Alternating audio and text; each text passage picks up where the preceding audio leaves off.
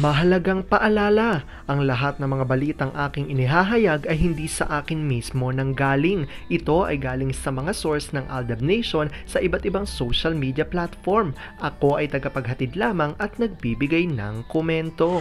Magandang araw mga Aldab Nation! May panibago na naman po akong update para sa inyong lahat.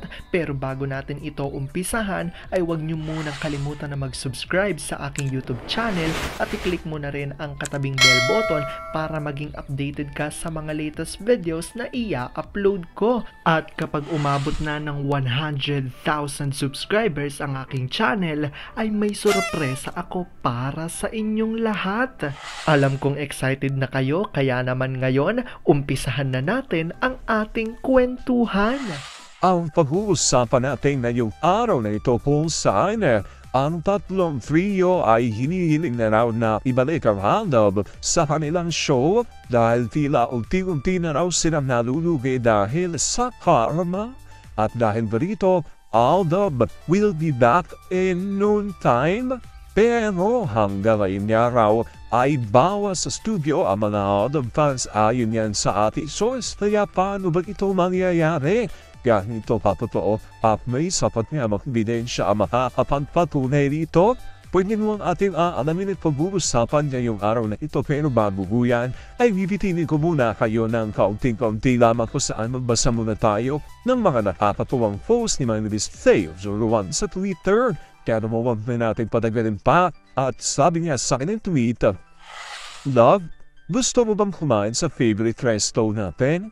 Dito na lang pa. Kasama pa natin ang mga bata, yun tayong dalawa lang. Saka na pa, beach tayo ngayong weekend, love.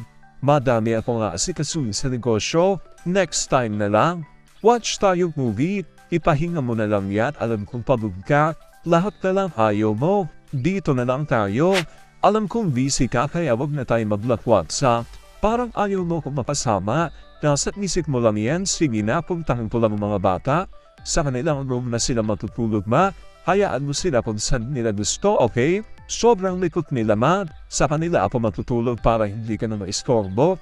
Naman, good night na, dito lang tayo. Tandaan mo dad, maglawingan sa'yo lahat, hindi maghahabol sinili sa'yo. Hindi kanya idadapos, magpapasaya gaya ng isang binata, sapat na sapat ng mga bata, sinasabi na niya yan sa'yo. Alam mo rin naman na naghihintay lang sa tabi-tabi ang ex niya at ang matindi mong karipad. Malapit na nga sila sa mga bata. Alam ko tuwa kay sa ating ninasa pero may pag-uusapan na natin ang ating main topic. Oops! Wait lang, saglit lang to. May ipapaalala lang ako para sa mga bago pa lang sa aking channel. Huwag niyong kalimutan na mag-subscribe sa aking YouTube channel at i-click niyo na rin ang notification bell para lagi kayong updated sa mga latest videos na i-upload ko at para maging parte na rin kayo ng aking Fanatics channel family. Well, alam kong super excited na kayo sa ating kwentuhan, kaya naman dumako na tayo sa ating main topic. Gaano nga dapat ito ng tatlong trio na ito ay hinihiling na ibalik na ang Aldab sa kanilang show? Tila unti-unti na raw itong mga natatarmak at nalulugi dahil sa kanilang mga di umano'y ginawa. Ang ibig sabihin ba nito, Aldab will be back in no time? Pero, ang mga Aldab fans ay bawal pa rin daw sa studio hanggang ngayon ayon sa ating source. So paano ito? Gaano nga ba ito patotoo? At may sapat nga bang ebidensya ang makakapagpatunay rito? Wala lang kung gusto nyo na yung malaman kaya mawag na natin patagalin pa. Una-una na nga dyan galing sa tweet ni Bob Part 2019 at sabi niya rito, 6 years na pala tayong nakipagselfukan dito sa GOC.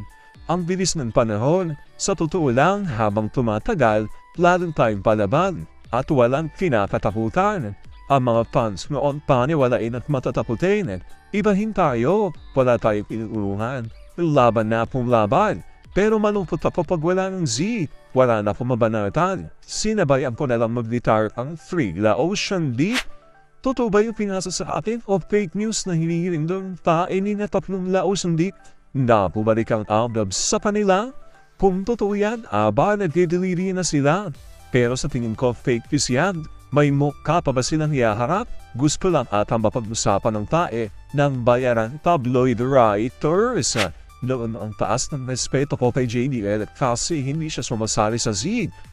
Hindi tayo ni Yolo Talks, pero baliktad na nangyayari ngayon. Siya ang nagsabi na bawal daw ang other fans manood ng tae studio nilang kapirang gota. Ang yabang ha? Remember nyo, nung nag-attend ang Magmakupit kasama ang check one ng opening ng movie ng Hari ng first day last day, ang yabang talaga.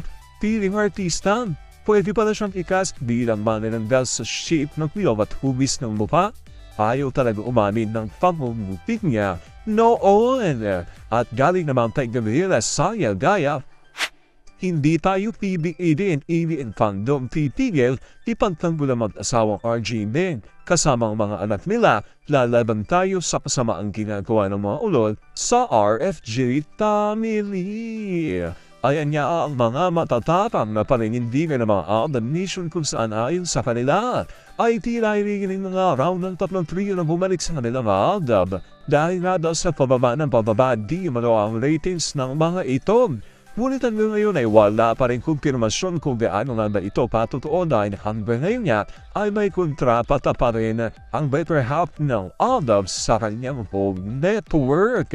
Alam kong dahil dito marami sa inyo excited na makita na muli sa noon time ang pinakaminamahal ng marami Pilipino na Aldab Love Team. Pero hintay lang tayo dahil darating din ang tamang panahon para sa ating lahat. Alam ko kahit sabi niya marami sa inyo mas lalo mo yung pumakapit at panindigan na Aldab Nature is real. Pero sabi nga natin na kahit na paman ng meditasyon, tinawag na Queen's Prime Boy kaya at ibigay kailangan natin sinusuporta at kailangan natin tanda po yung buong mo. Dahil yun ang kanilang deserve. At ang ating update for today's video. Maraming salamat sa panonood at pagtapos sa videong ito. Kung nakapag-subscribe ka na, welcome sa Fanatics Channel family. Kung hindi pa naman, huwag ka nang mahiya. Mag-subscribe ka na. Pindutin mo na yan. I-click mo na rin ang katabing bell button para makatanggap ka ng notification kapag may bagong update para sa iyo. Para naman sa parte na ng aking pamilya, punta lang sa aking channel at i-click ang videos para mapanood mo at malaman mo pa ang mga nakaka-good vibes at nakakakilig na fresh news about Maychard. Muli, ako ho ang inyong lingkod na patuloy na maghahatid ng good vibes every day. Thank you mga Aldab Nation. Ingat!